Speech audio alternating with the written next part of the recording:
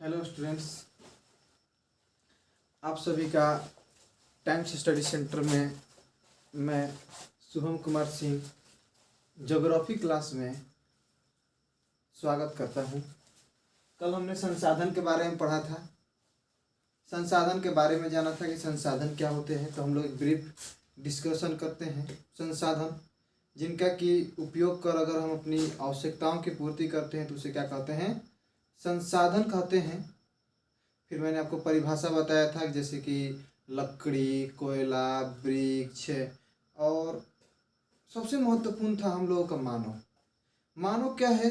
सबसे महत्वपूर्ण संसाधन है। क्यों? क्योंकि प्रकृति में पाए जाने वाले किसी भी वस्तु का मूल रूप में हम लोग प्रयोग नहीं कर सकते हैं। उसमें परिवर्तन करके ही उस वस्तु को उपयोग के लायक बनाते हैं और वस्तु का उपयोग कर हम अपनी आवश्यकता की पूर्ति करते हैं। तो क्या कहलाते हैं? संसाधन कहलाते हैं। जैसे कि कोयला और पेट्रोलियम ही देखा जाए तो लाखों करोड़ों वर्षों से तो निर्मित हो रहा है, बट हजारों वर्षों से हमारे धरती के नीचे दबा हुआ है कोयला, पेट्रोलियम, प्राकृतिक गैस, ये सारे ही जीवाश्म ईंधन तो हमारे पास पहले से ही अवेलेबल हैं, हमारे पास हैं, बट हम लोगों ने इनका दोहन नहीं किया। सबसे पहले तो हम लोग ये जानेंगे कि दोहन और उपयोग में क्या अंतर है।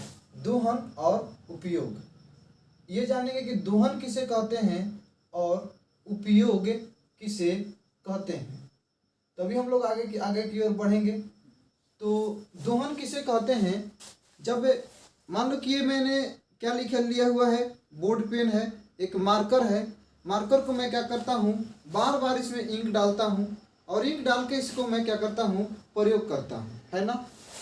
मैंने मार्कर लिया, बार बार इंक डाला और मैंने मार्कर का बार बार प्रयोग कर रहा हूँ। और यही मार्कर होता, मैंने इसको एक बार इंक डाला, एक बार लिखा और उसे फेंक दिया। जब हम लोग मार्कर में इंक क्या करते हैं, इंक अगर बार बार डालते हैं, अगर बार बार डालते हैं, फिर डालेंगे इंक, फिर डालेंगे और क्या करेंगे, इंक का, मार्कर का प्रयोग करेंगे। और मार्कर का क्या करेंगे, इंक बार बार डालेंगे और मार्कर का प्रयोग करेंगे। यानी कि हम लोग क्या कर रहे हैं, मार्कर का दोहन कर रहे हैं कि नहीं कर रहे हैं। किसी मार्कर को हम लोग क्या करते हैं, प्रयोग करते हैं, उसमें बार बार इंक डालते हैं और उसको हम लोग उपयोग के लायक बनाते हैं। यानी कि मार्कर का हम लोग क्या कर रहे हैं, दोहन कर रहे हैं। और यही मान लीजिए कि मार्कर का क्या करना है, मार्कर को हम लोगों ने एक बार उपयोग किया। मार्कर को क्या किया था हमने, एक बार उपयोग किया और उपयोग करने के बाद मार्कर को क्या किया, मैंने फेंक दिया। क्या किया, मैंने मार्कर को फेंक दिया। तो ये मार्कर क्या हो गया, उपयोग हो गया। इस मार्कर का हमने क्या किया, उपयोग किया। अगर किसी भी वस्तु का अगर हम लोग एक बार प्रयोग करके उसे फेंक देते हैं तो क्या कहलाएगा, उपयोग कहलाएगा। और किसी वस्तु का अगर हम लोग बार बार प्रयोग कर रहे हैं तो उसे क्या कहलाएगा, दोहन कहलाएगा। तो आप लोग समझ चुके हैं मार्कर और उपयोग और दोहन के बारे में, जो कि हम लोग मार्कर के सहायता से समझे हैं। इसी तरीके से बहुत सारे संसाधन भी हमारे यहाँ पर हैं जिसका कि हम लोग क्या करते हैं, दोहन करते हैं। जैसे मैं आपको बता रहा था कोयला और पेट्रोलियम। कोयला और पेट्रोलियम तो हमारे यहाँ पर बहुत समय से अवेलेबल है, बट क्या हम लोग इसका प्रयोग कर पा रहे थे? तो कोयला और पेट्रोलियम का हम लोग प्रयोग नहीं कर पा रहे थे। तो प्रयोग क्यों नहीं कर पा रहे थे? इसका मुख्य कारण क्या है, मानव को ज्ञान का विकास नहीं हुआ। क्यों? क्योंकि हम लोग जानते हैं कि ये कोयला और पेट्रोलियम पृथ्वी के नीचे चट्टानों में दबे हुए हैं। तो चट्टानों में दबे हुए हैं तो इसे हम क्या करेंगे, इसे हम लोग उपयोग करने के लिए, दोहन करने के लिए हम लोग क्या करेंगे, इसका खुदाई करेंगे। खुदाई करने के लिए हमें क्या चाहिए, टेक्नोलॉजी चाहिए। और टेक्नोलॉजी का विकास कौन करेगा, मानव करेगा। इसीलिए मैं बोल रहा हूं कि सबसे महत्वपूर्ण संसाधन कौन है, मानव है। क्यों? क्योंकि किसी भी वस्तु जो कि प्राकृतिक के मूल रूप में पाया जाता है, उसमें क्या करता है, मानव अपने ज्ञान विज्ञान का प्रयोग करके, टेक्नोलॉजी को प्रयोग करके परिवर्तन के लायक बनाता है, तभी हम उस वस्तु का उपयोग कर पाते हैं। तो कल हम लोगों ने संसाधन के बारे में जाना था, आज हम लोग जानेंगे संसाधन के प्रकार के बारे में। तो मैंने बताया था कि संसाधन को अगर उत्पत्ति से देखा जाए तो संसाधन 3 प्रकार से ही हो सकते हैं। ये संसाधन कितने प्रकार के होते हैं, 3 प्रकार के होते हैं। कौन कौन से संसाधन, तो आपको मैंने नंबर 1 बताया था कि संसाधन या तो किस रूप में हो सकते हैं, या तो प्रकृति के द्वारा निर्मित हो सकते हैं, जैसे कि मानव किसके द्वारा निर्मित है, प्रकृति के द्वारा निर्मित है। पेड़ पौधे किसके द्वारा निर्मित है, प्रकृति के द्वारा निर्मित है। और जीव जंतु किसके द्वारा निर्मित है, प्राकृतिक के द्वारा निर्मित है। तो ये सारे कौन से हुए, प्राकृतिक संसाधन हुए। नेक्स्ट हम लोग जानेंगे जैसे कि और भी वस्तुओं का प्रयोग करते हैं। मानो जीवन में हम लोग बहुत सारी वस्तुओं का प्रयोग करते हैं जो कि किसके द्वारा निर्मित होता है, मानव निर्मित होते हैं। किसके द्वारा निर्मित होते हैं, तो मानव निर्मित होते हैं। तो दूसरे कौन से होंगे, मानव निर्मित संसाधन। जैसे ये मैं पेन यूज कर रहा हूँ, मैं ब्लैक बोर्ड यूज कर रहा हूँ, पेन के अंदर इंक यूज कर रहा हूँ। ये मैं क्लास को आज रिकॉर्डिंग करने के लिए मोबाइल यूज कर रहा हूँ, कैमरा यूज कर रहा हूँ, लाइट यूज कर रहा हूँ, लाइट के साथ हम लोग एक क्लास यूज कर रहे हैं।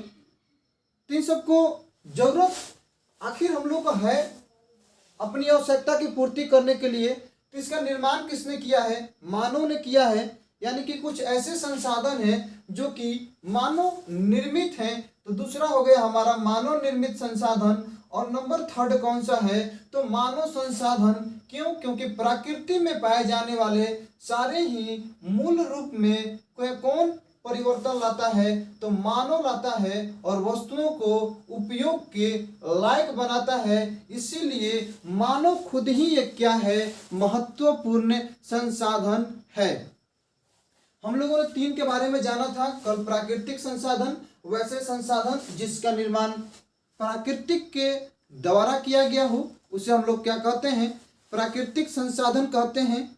जैसे मैंने बताया आप लोगों को पेट्रोलियम, कोयला, मानव, जीव जंतु, पेड़ पौधे और भी अन्य ही जीवें, जिनका निर्माण किसने किया है, प्रकृति ने किया है। इसलिए वे सारे क्या हैं, प्राकृतिक संसाधन हैं। और कुछ और भी वस्तुएं हैं जिनका निर्माण मानव ने किया है, उसे हम क्या कहेंगे, मानव निर्मित संसाधन कहेंगे। और सबसे बड़ा संसाधन कौन है, तो मानव खुद ही एक क्या है, संसाधन है। क्यों, क्योंकि किसी भी वस्तु को उपयोग के लायक कौन बनाता है, तो मानव बनाता है। इसलिए मानव ही एक क्या है, सबसे बड़ा संसाधन है। तो नंबर 1 हम लोग सबसे पहले पढ़ना स्टार्ट करेंगे किसके बारे में, प्राकृतिक संसाधन के बारे में हम लोग जानना स्टार्ट करेंगे, प्राकृतिक संसाधन के बारे में।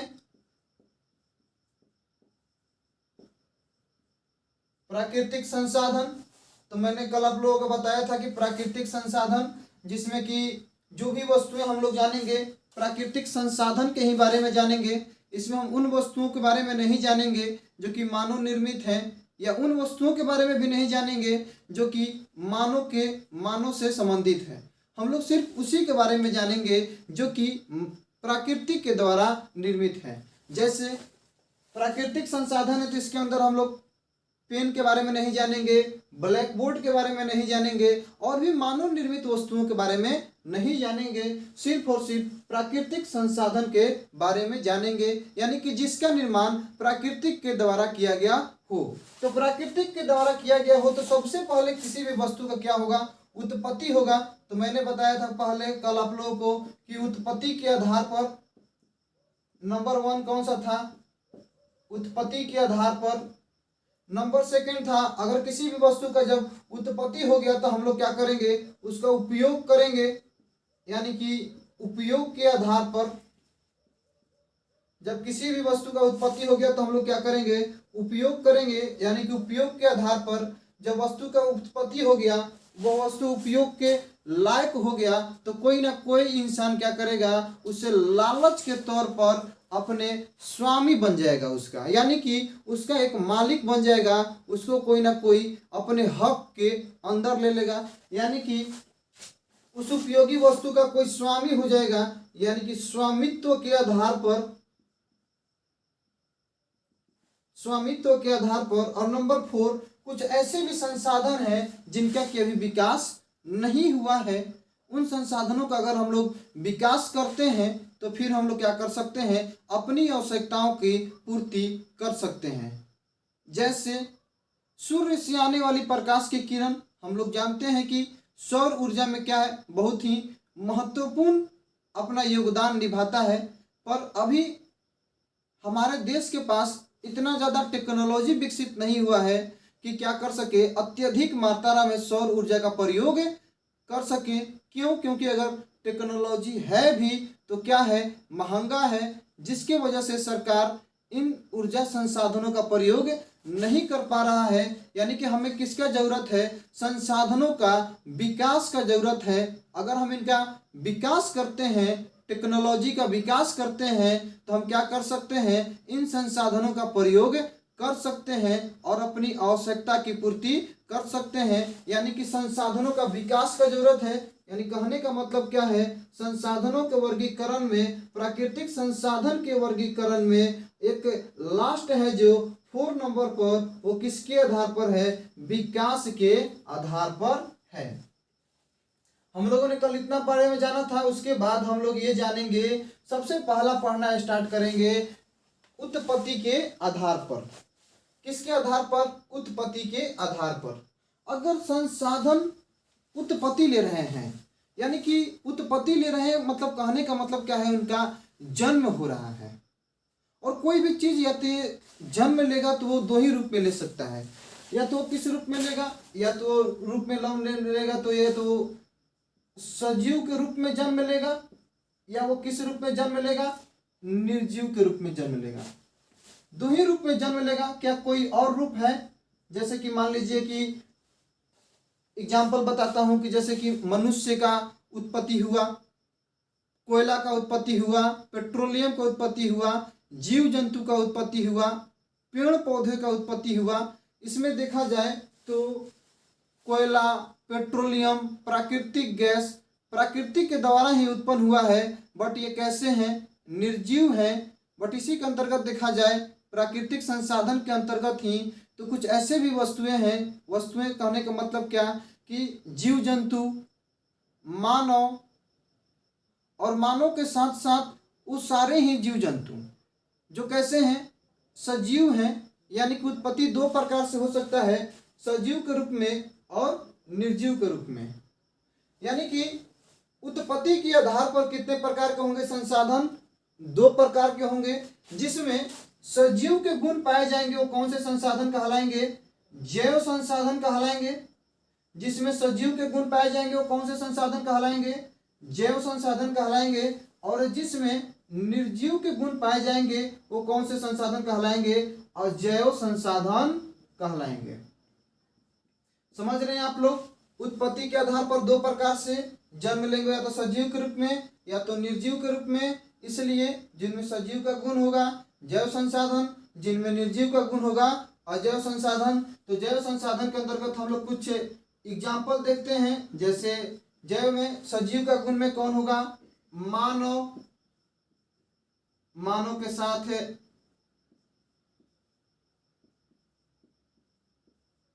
जीव जंतु,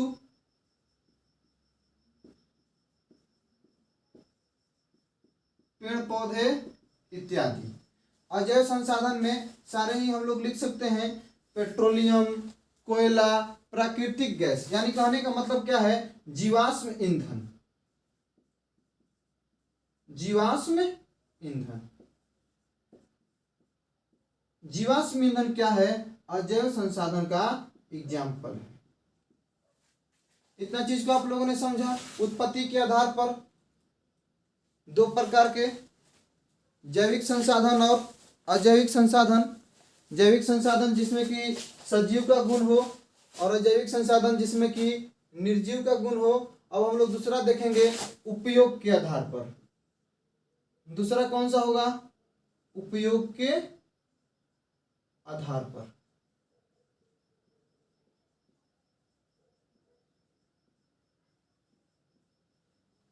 देखिए, मान लीजिए कि किसी भी वस्तु का जन्म हो गया, तो जन्म होने के बाद हम उन वस्तुओं का क्या करेंगे? उपयोग करेंगे। मान लीजिए कौन कौन सी वस्तु है? पेड़ पौधे हैं। हम लोग एग्जाम्पल में लेते हैं पेड़ पौधे, पेड़ पौधों के साथ लेते हैं कोयला, कोयला के साथ लेंगे पेट्रोलियम, कोयला, पेट्रोलियम, और क्या लेंगे हम लोग? इसमें हम लोग लेते हैं और मानव, etc। इतने सारे वस्तुओं को हम लोग रखते हैं। अब हम इनका क्या करेंगे? उपयोग करेंगे। तो बताइए, अगर हम लोग पेड़ पौधों का अगर उपयोग करते हैं तो क्या ये समाप्त हो जाएंगे? अगर हम लोग पेड़ पौधे को उपयोग अगर करते हैं तो क्या पेड़ पौधे समाप्त होंगे? पेड़ पौधे समाप्त नहीं होंगे। क्यों? क्योंकि अगर हम लोग किसी एक जगह का वन का कटाई करेंगे तो वहीं पर क्या कर सकते हैं? फिर से वृक्ष लगा सकते हैं, जिससे क्या हो सकता है? फिर से वन का निर्माण कर सकते हैं। जैसे सरकार क्या करता है? नदियों के किनारे, सड़कों के किनारे वृक्ष लगाता है। जैसे कि मान लीजिए सड़क है, सड़क के किनारे सरकार क्या करेगा? वृक्ष लगाएगा। सड़क के किनारे सरकार क्या करता है?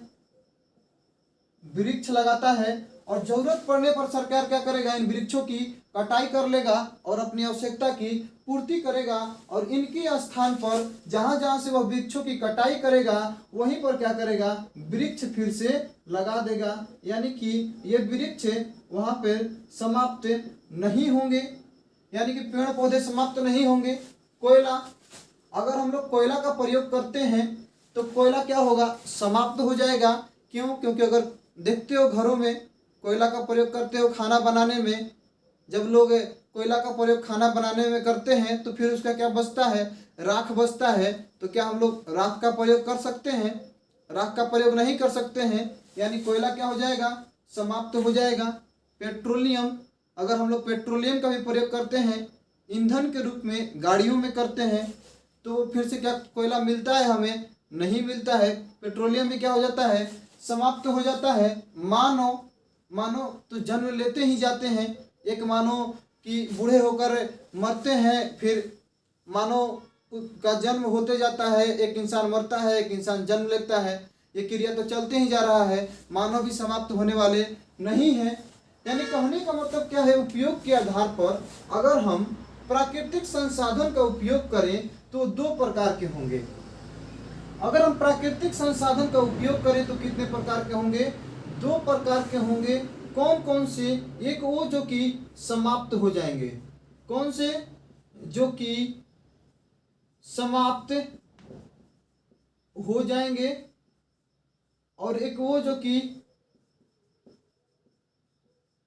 समाप्त नहीं होंगे। और एक वो जो कि समाप्त नहीं होंगे। तो जो समाप्त हो जाएंगे उसे हम फिर से निर्माण नहीं कर सकते हैं। यानी कि वैसा संसाधन जिसका एक बार प्रयोग करने के बाद अगर वो समाप्त हो जाए तो कौन से संसाधन कहलाएंगे? अनवीकरणीय संसाधन कहलाएंगे। कौन से संसाधन? अनवीकरणीय संसाधन कहलाएंगे। अनवीकरणीय संसाधन। और वैसा संसाधन जो कि समाप्त नहीं होंगे वो कौन से संसाधन कहलाएंगे? नवीकरणीय संसाधन कहलाएंगे। नवीकरणीय संसाधन कहलाएंगे। आप लोग समझ रहे हैं? मैं आप लोगों को ये बता रहा हूं कि उपयोग के आधार पर अगर किसी भी वस्तु का अगर हम उपयोग करते हैं तो या तो वो समाप्त हो जाएंगे या तो वो समाप्त नहीं होंगे। जो समाप्त हो जाएंगे उपयोग करने के बाद वो कौन से संसाधन कहलाएंगे? अनवीकरणीय, यानी कि फिर से उसका हम लोग नवीनीकरण नहीं कर सकते हैं। और वैसे जो कि समाप्त नहीं हो सकते हैं उसे क्या कहेंगे? नवीकरणीय, यानी कि फिर से उसे हम क्या कर सकते हैं, नवीकरण कर सकते हैं, फिर से हम लोग उसका निर्माण कर सकते हैं। यानी कहने का मतलब क्या है, उपयोग के आधार पर संसाधन दो प्रकार के होंगे। कौन कौन से, नवीकरणीय संसाधन और अनवीकरणीय संसाधन। ठीक, नवीकरणीय संसाधन के अंतर्गत आप लोग का एग्जाम्पल कौन कौन सा आएगा, पेड़ पौधे और मानव। पेड़ पौधे और मानव किसके अंतर्गत आएंगे, नवीकरणीय संसाधन के अंतर्गत आएंगे। और कोयला और पेट्रोलियम किसके अंतर्गत आएगा, तो ये दोनों आपका अनवीकरणीय संसाधन के अंतर्गत आएगा। तो लिखिए आप लोग परिभाषा, उपयोग के आधार पर संसाधन दो प्रकार के होते हैं। नंबर 1 नवीकरणीय संसाधन, नंबर 2 अनवीकरणीय संसाधन। नवीकरणीय संसाधन का परिभाषा है, जब हम लोग संसाधन का प्रयोग करने के बाद अगर वे समाप्त हो जाते हैं और उनका हम पुनः निर्माण नहीं कर सकते हैं तो कौन से संसाधन कहलाएंगे, अनवीकरणीय संसाधन कहलाएंगे। और वैसे संसाधन जिसका हम लोग प्रयोग करने के बाद वो समाप्त नहीं होते हैं और फिर से उनका हम लोग उपयोग कर सकते हैं, यानी कि पुनः निर्माण कर सकते हैं, वो कौन से संसाधन कहलाएंगे, नवीकरणीय संसाधन कहलाएंगे। अनवीकरणीय संसाधन के अंतर्गत आप उदाहरण डाल दीजिए। अनवीकरणीय संसाधन कौन से होंगे, कोयला, पेट्रोलियम, प्राकृतिक गैस, ये सारे कौन से संसाधन होंगे, अनवीकरणीय संसाधन होंगे। पेड़ पौधे, मानव, जीव जंतु, ये सारे कौन से होंगे, नवीकरणीय संसाधन होंगे। तो ठीक है, हम लोगों ने दो के बारे में जाना। प्राकृतिक में हम लोगों ने प्राकृतिक संसाधन उत्पत्ति के आधार पर, उपयोग के आधार पर, ये दोनों के बारे में जाना। अब हम लोग जानेंगे स्वामित्व के आधार पर। नंबर 3 कौन सा है, स्वामित्व के आधार पर।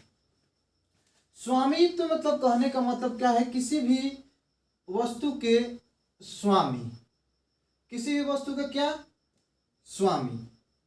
समझ रहे हैं आप लोग, किसी भी वस्तु के स्वामी। स्वामित्व मतलब कि किसी वस्तु के स्वामी, स्वामी यानी कि मालिक। ठीक, तो हम लोग नंबर देखेंगे, स्वामित्व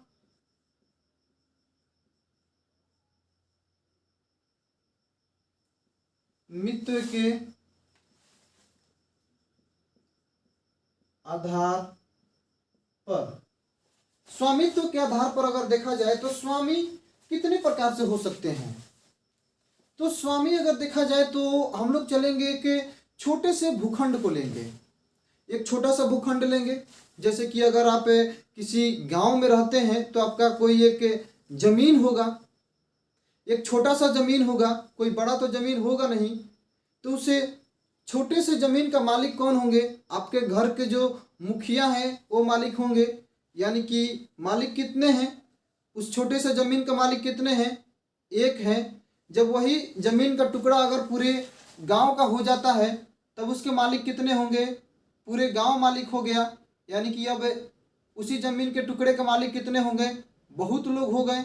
जब वही जमीन का टुकड़ा अगर पूरे देश का हो जाता है, यानी कि पूरे एक राष्ट्र का हो जाता है, तो उस जमीन के टुकड़े का मालिक कौन होता है, राष्ट्र होता है। यानी कि जिस देश का वो जमीन होता है उस देश का सरकार होता है मालिक। और वही जमीन का टुकड़ा अगर पूरे देश का हो जाता है तो उसका मालिक कौन होता है, पूरे देश होते हैं। यानी कि वो अंतर्राष्ट्रीय स्तर पर चला जाता है और उसका मालिक कौन होता है, अंतर्राष्ट्रीय स्तर पर के मालिक होते हैं। यानी कि सारे ही देश मालिक होते हैं। तो हम लोग इसमें जानेंगे, जब किसी भी वस्तु का मालिक एक हो, मालिक कौन होंगे, एक ही लोग अगर उसका मालिक है, यानी कि सिर्फ और सिर्फ वह एक मालिक है। यानी कहने का मतलब क्या है, वह व्यक्तिगत संसाधन है। कौन सा संसाधन है, व्यक्तिगत संसाधन है। क्यों, क्योंकि उसके मालिक कितने हैं, एक हैं।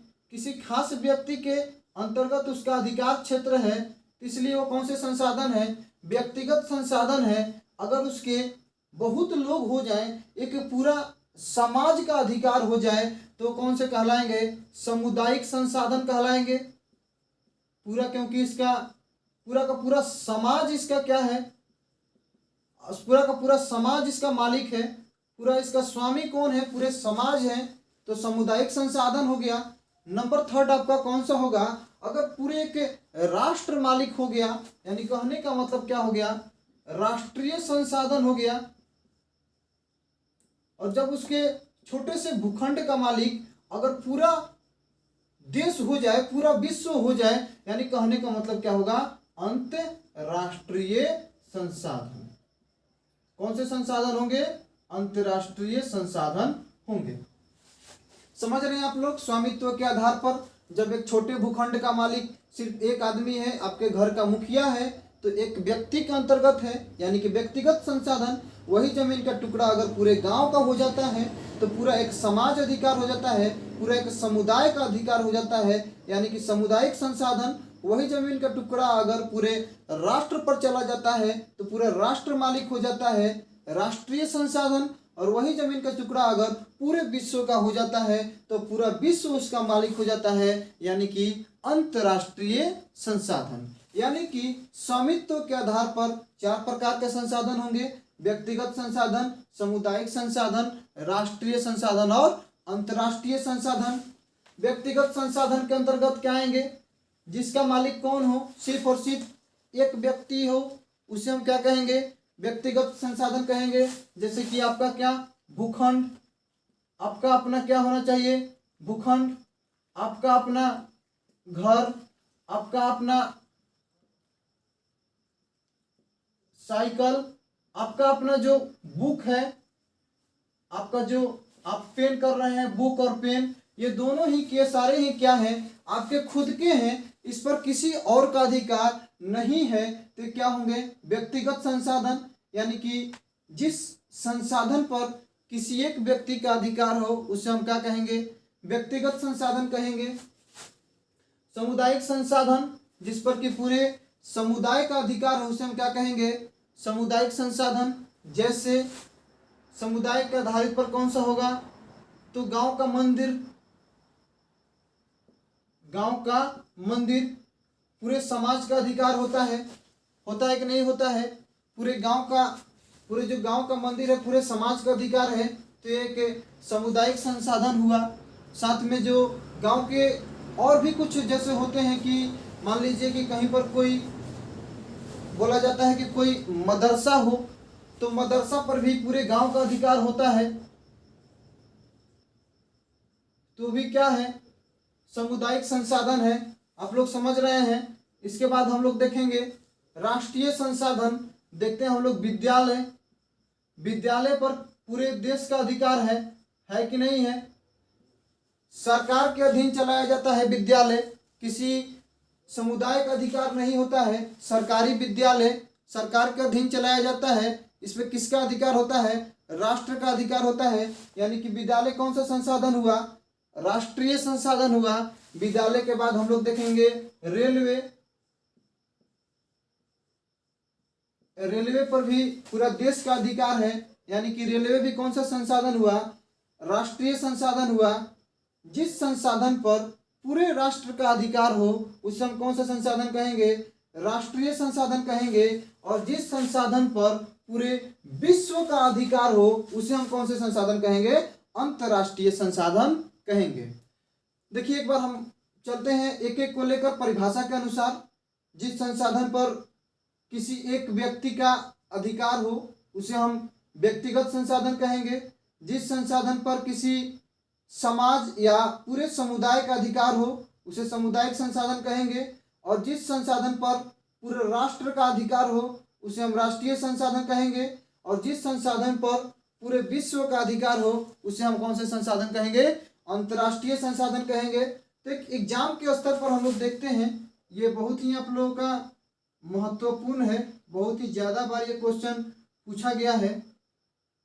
उसके बारे में थोड़ा सा हम लोग देख लेते हैं कि आखिर ये कौन सा ऐसा पार्ट है जो कि इतना ज़्यादा बार पूछा जाता है, आखिर उसमें है क्या ऐसा।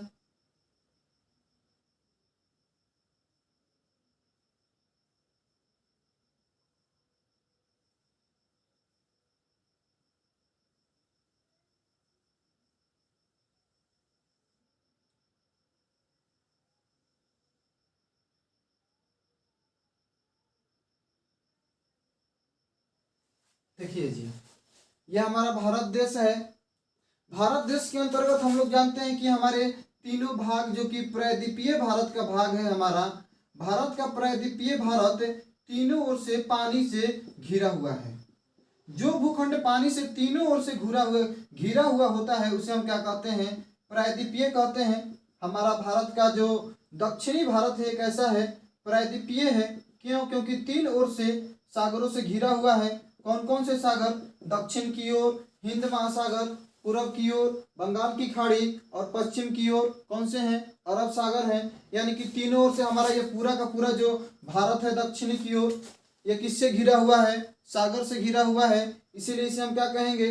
प्रायद्वीपीय कहेंगे। और हमारे सागर के अंतर्गत जो कि समुद्र तट से, समुद्र तट कहने का मतलब क्या है कि जहां पर समुद्र तट समाप्त हो जाए, जहां पर समुद्र क्या हो जाए? समाप्त हो जाए, और वहां से मुख्य भूमि स्टार्ट हो जाए, वहां से हम लोग क्या कहेंगे? समुद्र तट कहेंगे। जहां पर समुद्र तट क्या हो जाएगा? समाप्त हो जाएगा। आप लोग देख रहे हैं यहाँ पर समुद्र क्या हो रहा है? समाप्त हो जा रहा है। और यहाँ पर किसी देश का मुख्य भूमि का क्या हो रहा है? स्टार्ट हो रहा है। इसे हम क्या कहेंगे? समुद्र तट कहेंगे। यानी कहने का मतलब क्या है? समुद्र तट से 20 किलोमीटर तक की दूरी को, समुद्र तट से 20 किलोमीटर तक की दूरी को क्या कहेंगे? राष्ट्रीय संसाधन कहेंगे। कौन से संसाधन कहेंगे? राष्ट्रीय संसाधन कहेंगे। समुद्र तट से 20 किलोमीटर तक की दूरी को क्या कहेंगे? राष्ट्रीय संसाधन कहेंगे। देखिए, मैं इस चीज को आप लोगों को बताता हूं। जैसे कि यहाँ पर मान लीजिए कि समुद्र से हम लोग, कोई इंसान है, समुद्र से है ना जी, यहाँ पर पूरा का पूरा समुद्र है। यहाँ पर कोई मान लीजिए कि मछुआरा है, गुजरात से मछुआरा निकला। ये आप लोग जानते हैं ये कौन सा देश है? ये पाकिस्तान है ना? ये पाकिस्तान, ठीक, ये पाकिस्तान है ना जी, पाकिस्तान। कोई मान लीजिए कि भारत से मछुआरा निकला, और मछुआरा निकलने के क्रम में मछली मारता रहा, और मछली मारते मारते उसको समझ में नहीं आया। यहाँ से कोई मछुआरा निकला और मछुआरा को समझ में नहीं आया, और वो अपने भारत देश के 20 किलोमीटर क्षेत्र की दूरी के बाद पाकिस्तान के अगर 20 किलोमीटर क्षेत्र के अंतर्गत अगर पहुंच जाता है, तो किसके संसाधन के अंतर्गत पहुंच गया? पाकिस्तान के राष्ट्रीय संसाधन में पहुंच गया। भारत का राष्ट्रीय संसाधन को छोड़कर मान लीजिए कि यहाँ से निकला कोई आदमी, यहाँ से निकला ना जी, मछुआरा नाव लेकर निकला, और उसे पता नहीं चला और कहाँ चला आया? यहाँ पर चला आया। कहाँ पर? यहाँ पर चला आया। ठीक, जब वो यहाँ पर चला आएगा तो पाकिस्तान के समुद्री सीमा के अंतर्गत चला आया। जब पाकिस्तान के समुद्री सीमा के अंदर 20 किलोमीटर का क्षेत्र है, तो ये पाकिस्तान का क्या कहलाएगा? राष्ट्रीय संसाधन कहलाएगा। यानी कि हमारे देश से जो मछुआरे निकले वो कहाँ चले गए? पाकिस्तान के राष्ट्रीय संसाधन के अंतर्गत चले गए। तो पाकिस्तान उसको क्या करेगा? पाकिस्तान की जो नेवी है उसको पकड़ लेगी और जेल में डाल देगी। समझ रहे हैं आप लोग? तो राष्ट्रीय संसाधन कितने किलोमीटर तक का क्षेत्र होता है? समुद्र तट से, किसी भी देश के समुद्र तट से 20 किलोमीटर तक का क्षेत्र क्या कहलाता है? राष्ट्रीय संसाधन कहलाता है। और समुद्र तट से 200 किलोमीटर तक का क्षेत्र क्या कहलाता है? अंतर्राष्ट्रीय संसाधन कहलाता है। यानी कि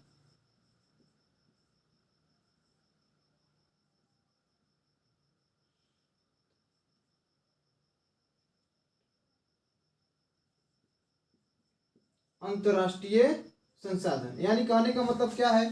20 किलोमीटर के बाद 200 किलोमीटर तक की दूरी को संसाधन कर, 200 किलोमीटर तक की दूरी जो समुद्री क्षेत्र है उसमें पूरा का पूरा किसका अधिकार होगा? पूरा विश्व का अधिकार होगा। और हम लोग जानते हैं पेट्रोलियम, प्राकृतिक गैस, यानी कि अगर देखा जाए तो जीवाश्म ईंधन का भंडार कहाँ पर है? तो समुद्र में है, सागर के तल में है। तो यहाँ पर अधिकार किसका होगा? 20 किलोमीटर के बाद 200 किलोमीटर तक अंतर्राष्ट्रीय संसाधन होंगे। यानी कि पूरे 20 किलोमीटर से 200 किलोमीटर तक हर एक देश क्या कर सकता है? यहाँ पर खुदाई कर सकता है, सर्वेक्षण कर सकता है, और कोई क्रियाकलाप करना चाहता है तो दूसरे देश भी कर सकते हैं, बट किसी भी देश के 20 किलोमीटर की सीमा के अंदर किसी दूसरे देश का अधिकार नहीं होता है। जैसे कि हम लोग जानते हैं कि कुछ ही दूरी पर 20 किलोमीटर के अंदर ही बसा हुआ है मुंबई हाई। कौन सा है जी? मुंबई हाई हवाई द्वीप पर बसा हुआ है मुंबई हाई। और मुंबई हाई पर क्या उत्पादन होता है? मुंबई हाई से पेट्रोलियम उत्पादन होता है। और मुंबई हाई पर किसका अधिकार है? भारत का अधिकार है। क्यों? क्योंकि यह 20 किलोमीटर क्षेत्र के अंदर है, इसीलिए मुंबई हाई पर किसका अधिकार है? भारत का अधिकार है। यानी कि भारत के प्राकृतिक संसाधन के अंतर्गत आएगा मुंबई हाई। तो आप लोग समझ गए राष्ट्रीय संसाधन और अंतर्राष्ट्रीय संसाधन के बारे में। अब हम लोग जानेंगे विकास के आधार पर कौन कौन से संसाधन हैं।